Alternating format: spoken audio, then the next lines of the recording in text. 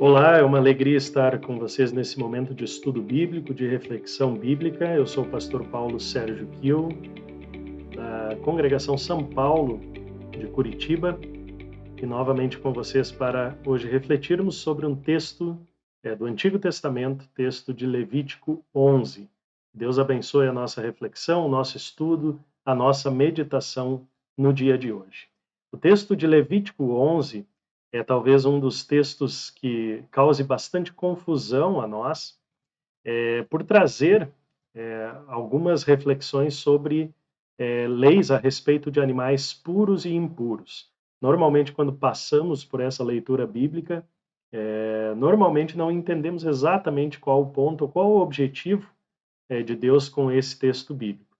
Por isso eu passo a fazer a leitura e convido vocês a acompanharem o texto de Levítico 11, e nós vamos fazer a leitura do texto todo e depois eu tenho alguns pontos a trazer para a nossa reflexão. Então, o texto fala sobre as leis a respeito dos animais puros e impuros. E diz o texto bíblico: O Senhor falou a Moisés e a Arão, dizendo-lhes: Digam aos filhos de Israel: de todos os animais que existem sobre a terra, são estes que vocês podem comer. Todos os que têm unhas fendidas, cujo casco se divide em dois e que ruminam, esses vocês podem comer. Mas dos que ruminam ou dos que têm o casco dividido, são estes que vocês não podem comer. O camelo, que rumina, mas não tem o casco dividido, este será impuro para vocês. O arganaz, porque rumina, mas não tem casco dividido, este será impuro para vocês. A lebre, porque rumina, mas não tem casco dividido, esta será impura para vocês. Tanto o porco, porque tem unhas fendidas e o casco dividido, também o porco, aliás, porque tem unhas fendidas e o casco dividido, mas não rumina, este será impuro para vocês. Não comam da sua carne, nem toquem no seu cadáver. Estes animais serão impuros para vocês. De todos os animais que há nas águas, vocês podem comer os seguintes: todos os que têm barbatanas e escamas nos mares e nos rios. Esses vocês podem comer. Porém, todo que não tem barbatanas nem escamas nos mares e nos rios, todos os que enxameiam as águas e todo ser vivo que há nas águas, estes serão abominação para vocês. Vocês devem considerá-los uma abominação. Não comam da sua carne e abominem o cadáver desses animais. Todo o que nas águas não tem barbatanas ou escamas será abominação para vocês.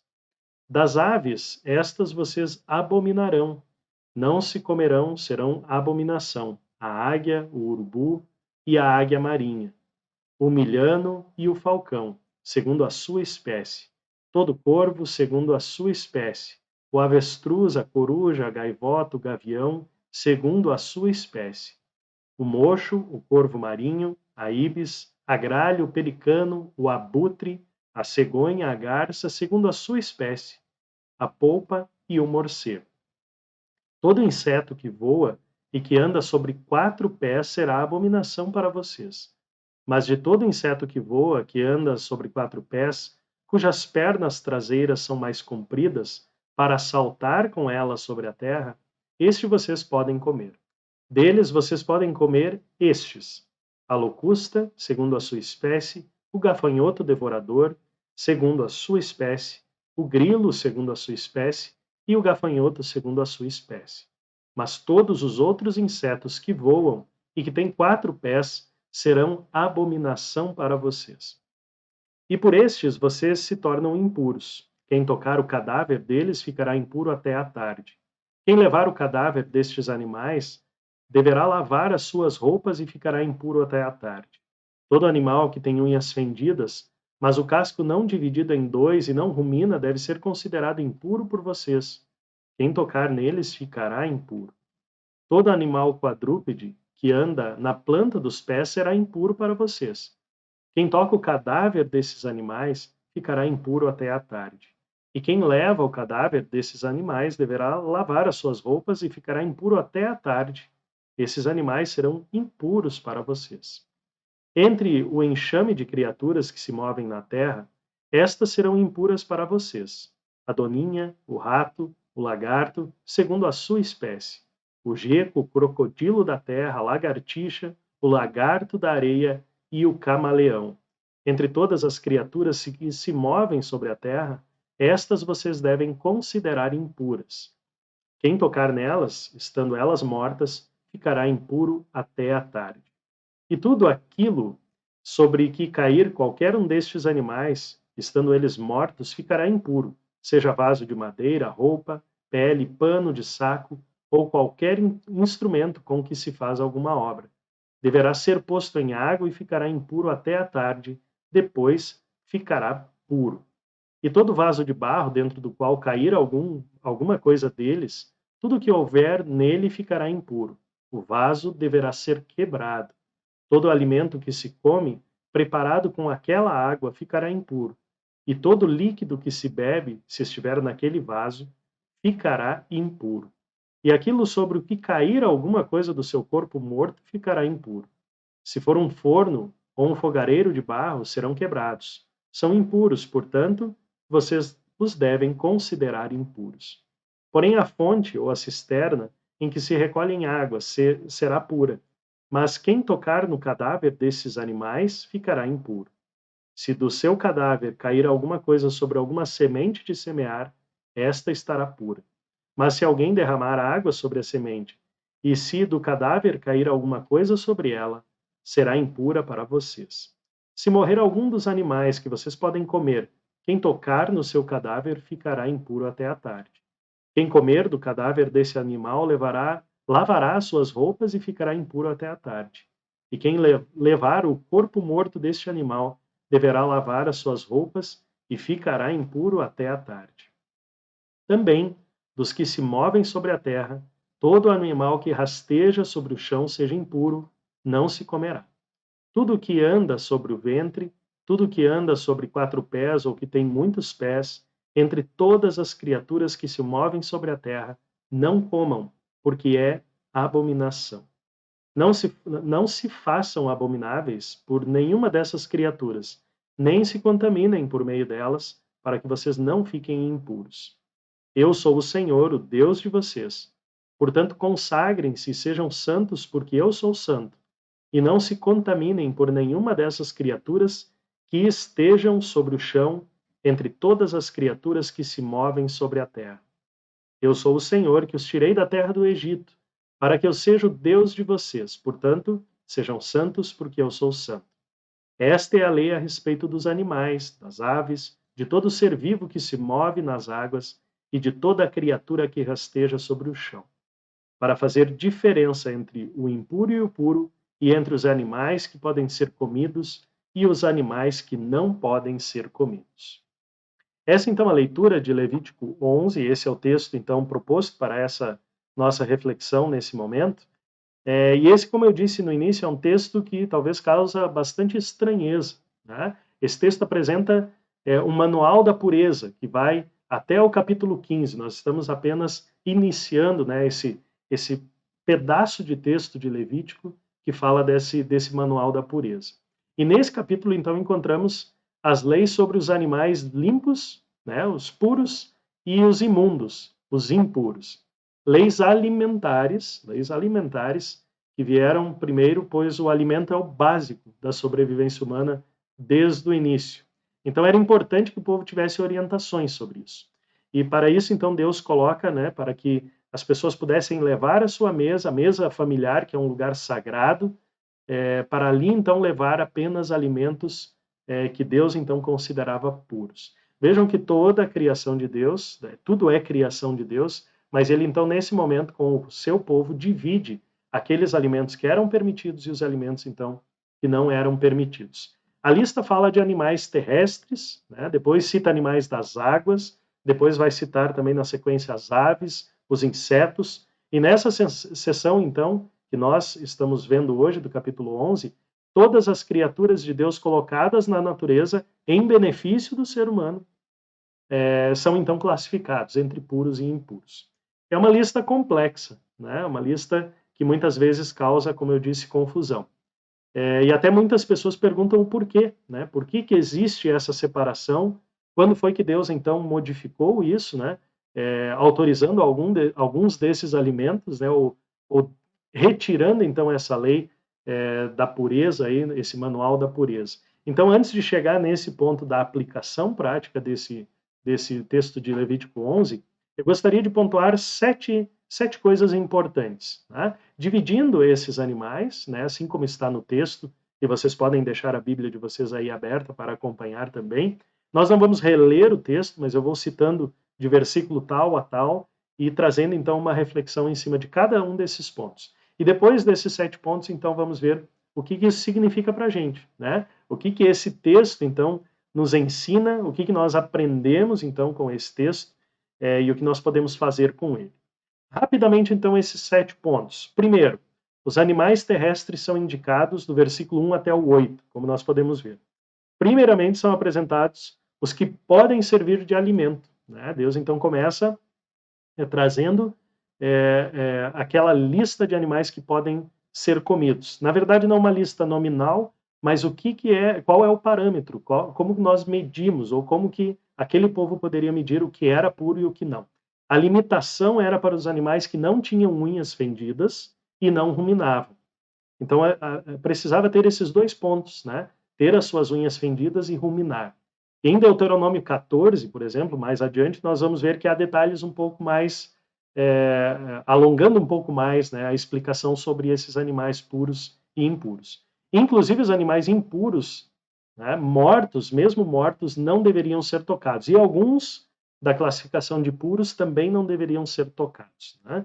Então, a primeira parte é desses animais terrestres, né? Esse é o primeiro ponto. O segundo ponto são dos animais aquáticos, né? São aqueles citados do versículo 9 a 12 aí do nosso texto. Sejam eles dos rios ou dos mares, né? Precisavam ter barbatanas e escamas. Esses eram os alimentos que o povo poderia ingerir, né?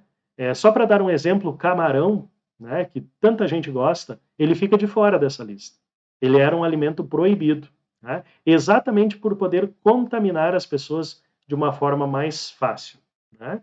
O terceiro ponto, agora vamos também entender um pouco do porquê dessa preocupação da contaminação. Aqui o texto cita as aves, né, do versículo 13 até o 20. Né? As aves também tinham as suas restrições. São colocados nomes nessas aves, né? E segundo alguns estudiosos, eram aves que tinham contato com carne apodrecida, né? Então não deveriam ser ingeridos por esse motivo. Assim como outros alimentos, né, outros animais, e que nós já vimos até agora, terrestres, aquáticos, e também os animais que virão agora na sequência. Parece que o objetivo aqui é que Deus quer cuidar daquele povo. Aquele povo não poderia ingerir esses alimentos, não por causa deles em si, mas por causa da própria alimentação ou do convívio desses animais. Né? Assim nós vemos em relação ao camarão, assim nós vemos agora sobre as aves, né, que tinham então contato com carne apodrecida. E aí a ingestão desses animais poderia trazer doenças então para o povo.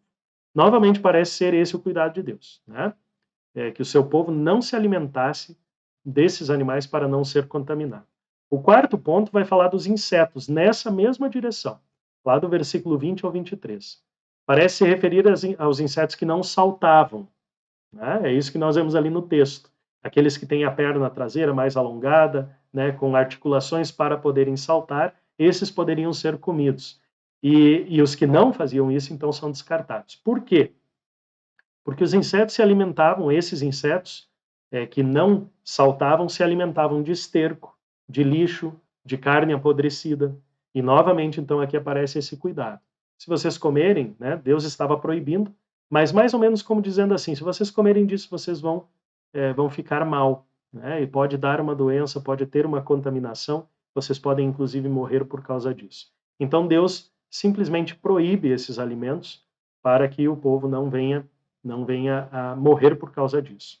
Do versículo 24 ao 28, vemos a orientação de não tocar, então, nos animais mortos. Ele já vem citando isso durante o texto, né? Mas agora claramente diz isso, reduzindo novamente a possibilidade de contaminação, né? Parece, de novo, que aqui o objetivo é esse, né? Inclusive, a pessoa que tivesse contato com o animal morto, impuro, morto, ou até dos puros, né, de alguma classificação dos puros, deveria lavar as suas vestes e permanecer isolado até o final da tarde, para não contaminar mais nenhuma pessoa lá do povo, certo? O sexto ponto, os répteis e os roedores, aqui citados em uma lista, né, do versículo 29 até o 38, né, num bloco um pouco maior.